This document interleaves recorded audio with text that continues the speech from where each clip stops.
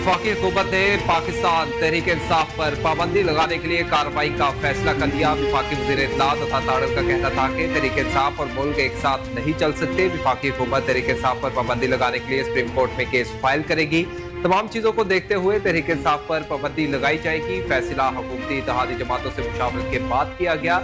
हुकूमत मुल्क में सियासी और मुआशी इस्तेहकाम के लिए कोशा है, जबकि मुल्क में हिजानी कैफियत पैदा करने की कोशिश की जा रही है।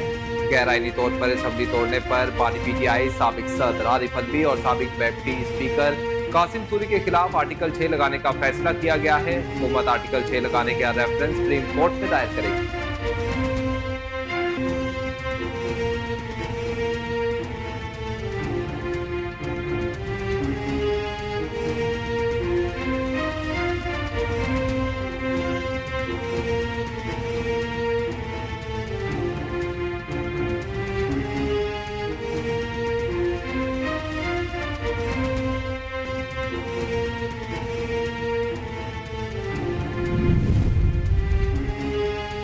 पाकिस्तान तहरीक इंसाफ की लीगल टीम ने पाबंदी को सिर्फ सियासी अज़ाइम का हसूल करार दे दिया। सराय के मुताबिक तहरीक इंसाफ कानूनी टीम का इजलास हुआ। लीगल कमेटी में गुफ्तगू करते हुए लीगल टीम ने कहा कि तहरीक इंसाफ पर पाबंदी हुकूमती ख्वाहिशात से ज्यादा कुछ नहीं। तहरीक इंसाफ मुल्क की सबसे बड़ी सियासी और पार्लिमानी जमात है।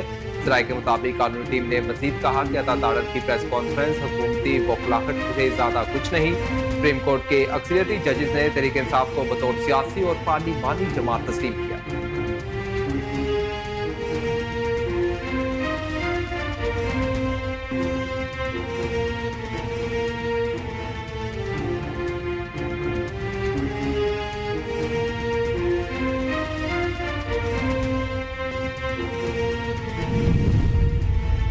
पाकिस्तान पीपल्स पार्टी के सीनियर रहनुमाओं ने तहरीक इंसाफ पर पाबंदी के फैसले की मुखालिफत कर दी। जराये के मुताबिक पीपल्स पार्टी के सीनियर रहनुमाओं ने क़यादत को खुलकर फैसले के खिलाफ मुखालफत करने की तजवीज़ दी।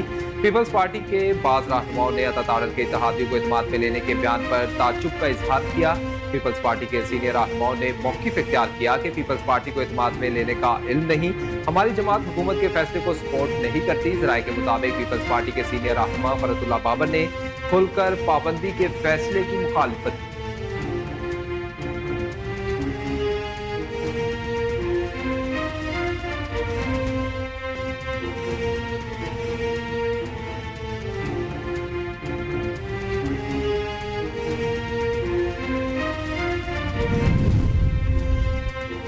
तहरीक इंसाफ पर पाबंदी लगाने के फैसले पर मुस्लिम लीग काफ का रद्द अमल भी सामने आ गया। जराये के मुताबिक हुकूमती अहम इत्तेहादी काफ लीग भी पाबंदी और आर्टिकल 6 के फैसले से लाइल्म निकली। काफ लीग के मुताबिक इस मामले पर हुकूमत ने हमें नहीं पूछा। काफ लीग की जानिब से कहा गया कि अहम मामला है, अब नोटिस में आया है, पार्टी में मुशावरत करेंगे, पार्टी मुशावरत के बाद ही फैसले पर रद्द अमल दिया जाएगा।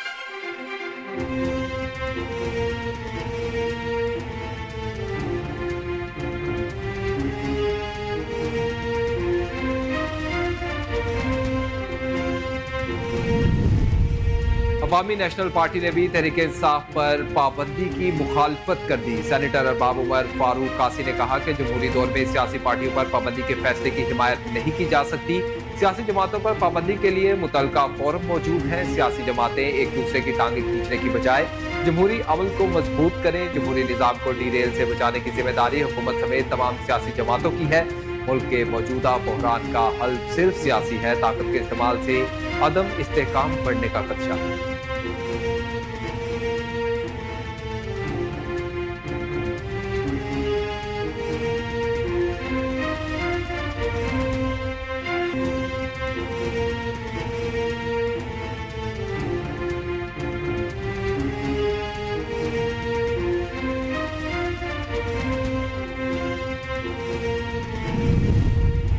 Human rights commission of Pakistan ने हुकूमत की जानिब से तहरीक इंसाफ पर पाबंदी के फैसले को गैर आईनी करार देते हुए इसे फौरी वापस लेने का मुतालबा किया। कहा यह इकदाम न सिर्फ आइन के आर्टिकल 17 के तहत पार्टी मेंबरान के एसोसिएशन के हक की सरीहन खिलाफ वर्जी है, बल्कि जमहूरी असूलों के लिए भी बड़ा धचका है।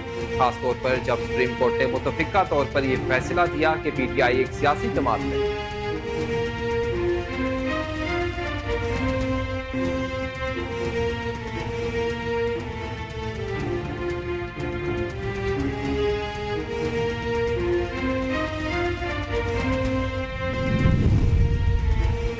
जब रास्ता तसादुम है तो फिर सब कुछ बेमानी है और ऐसे में वो पूरा जोर लगाएंगे और हम भी अपना पूरा जोर लगाएंगे। राणा सनाउल्लाह ने कहा कि जब हमें जेलों में डाला जा रहा था और हमारे साथ धांधली हुई तब भी हम बैठने को तैयार थे और आज भी तैयार हैं, मगर वो बैठने को तैयार नहीं। उन्होंने मजीद कहा कि जब रास्ता तसादुम है तो फिर सब बेमाने हैं, ऐसे में वो पूरा जोर लगाएंगे और हम भी अपना पूरा जोर लगाएंगे। वो अपने केसेस गलत और प्रोसिक्यूशन अपने केसेस को ठीक साबित करने के लिए जोर लगाएंगे।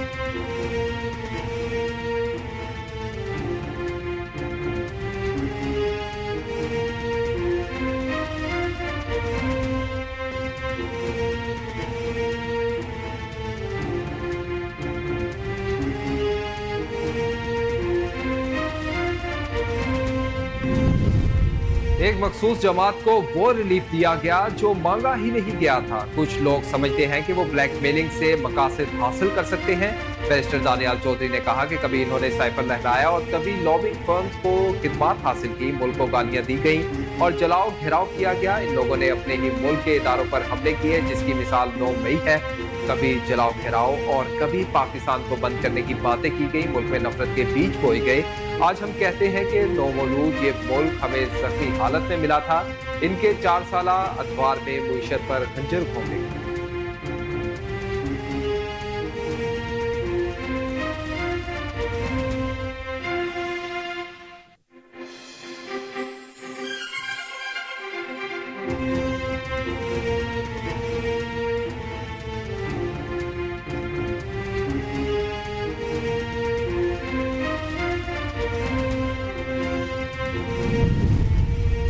अवाम पाकिस्तान पार्टी के सरबराह शाहिद खाकान अब्बासी ने कहा कि हुकूमत पीटीआई पर पाबंदी लगाना चाहती है, इसकी कोई मिसाल नहीं।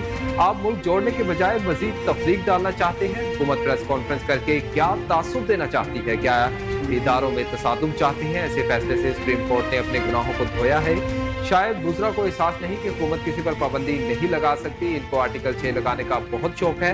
अगर आर्टिकल 6 लगा तो बहुत से लोग इसकी जद में आएंगे और आज और कोई रास्ता नहीं, आपको एक टेबल पर बैठना पड़ेगा।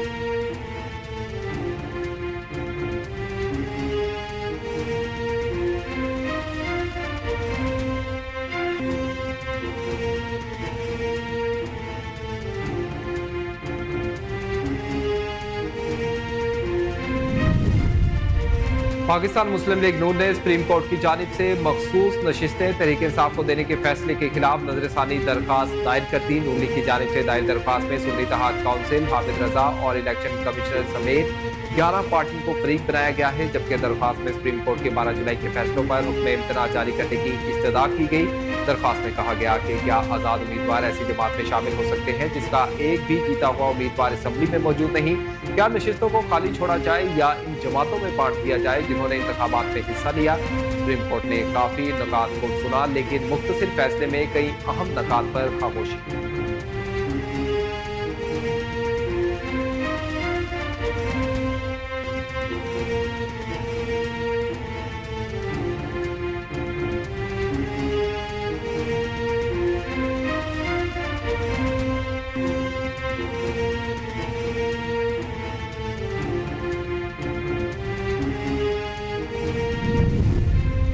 इस्लामाबाद हाई कोर्ट ने पाकिस्तान तहरीक इंसाफ की कारकुन सनम जावेद को जुमेरात तक गिरफ्तार न करने का हुक्म देते हुए रिहा कर दिया। इस्लामाबाद पुलिस ने सनम जावेद को इस्लामाबाद हाई कोर्ट में पेश किया। इस्लामाबाद के जस्टिस मियां गुल हसन औरंगजेब ने हुक्म दिया कि सनम जावेद को जुमेरात तक गिरफ्तार न किया जाए। हाई कोर्ट की सनम जावेद को घर जाने की इजाजत दे दी और हुक्म दिया कि सनम जावेद इस दौरान एक भी लफ्ज बोली तो अदालत अपना ऑर्डर वापस ले लेगी। जस्टिस मियां गुल हसन औरंगजेब ने वकील मियान इशफाक को हिदायत की कि सनम जावेद घर जाए और खामोश रहे।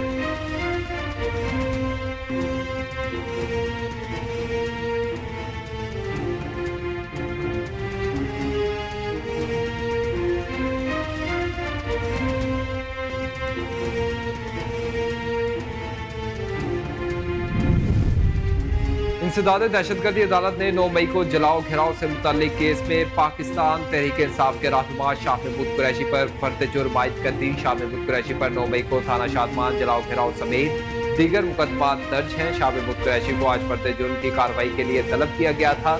शाह महमूद कुरैशी को इंतहाई सख्त सिक्योरिटी में दयाला जेल से लाहौर मुंतकिल किया गया था। इंसदाद दहशतगर्दी अदालत ने शाह महमूद कुरैशी के खिलाफ कोर्ट लखपत जेल में समाअत की और अदालत ने जलाओ घिराव केस में इन पर फर्द जुर्म आयद कर दी। मजीद समाअत 22 जुलाई तक मुलतवी।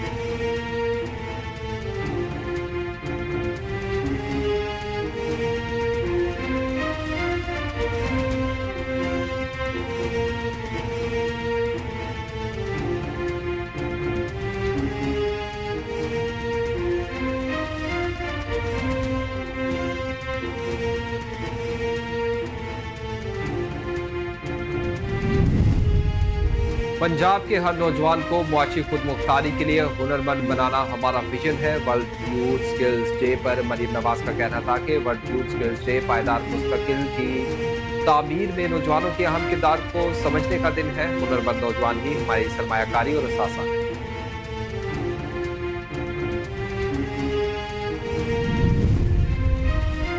अमरीकी सदर जो बाइडन ने अपने अवाम से सियासी दर्जा हरारत कम करने की अपील कर दी। ओवल ऑफिस से खिताब में कहा कि अमरीकी सदर जो बाइडन ने यह कहा कि बयानबाजी काफी हद तक बढ़ गई, सियासी दर्जा हरारत कम करने की जरूरत है। शुक्र है हमले में डोनाल्ड ट्रंप शदीद जख्मी नहीं हुए।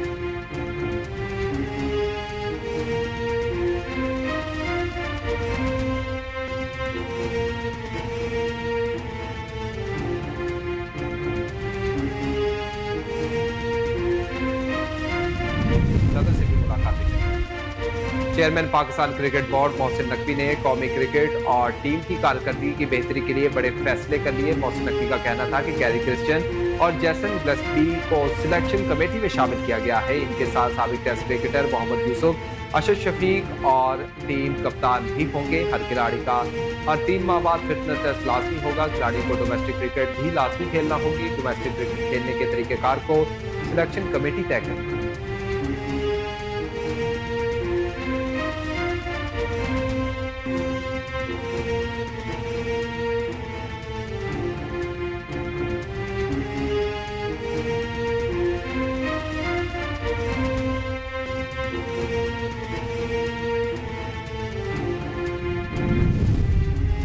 पाकिस्तान शोबिज इंडस्ट्री की खुबरू अदाकारा आयशा उमर के सोशल मीडिया पर जारी करदा बयान ने मदाहों को तशवीश में मुब्तला कर दिया। पोस्ट के तवील कैप्शन में आयशा उमर ने मुबहम अल्फाज का इस्तेमाल करते हुए लिखा कि ताहाल मालूम नहीं, लेकिन वो दिन करीब है जिस दिन मैं रहूंगी, लेकिन अभी फिलहाल मैं हर रोज बेहतर करने की कोशिश कर रही हूँ। बेहतर होने के लिए और बेहतर महसूस करने के लिए उन्होंने लिखा कि यहाँ मैं बहुत सी चीज़ों को महसूस किया जो मेरी मुस्कुराहट की वजह बनी और सब कुछ मुस्कुराहट के साथ हो रहा है। अदाकारा के इस मुबहम पैगाम पर सोशल मीडिया सारिफीन तशवीश में मुब्तला हो गए, जबकि सारिफीन की जानिब से आयशा उमर की जल्द शादी करने की क्या सराहियाँ भी जारी हैं।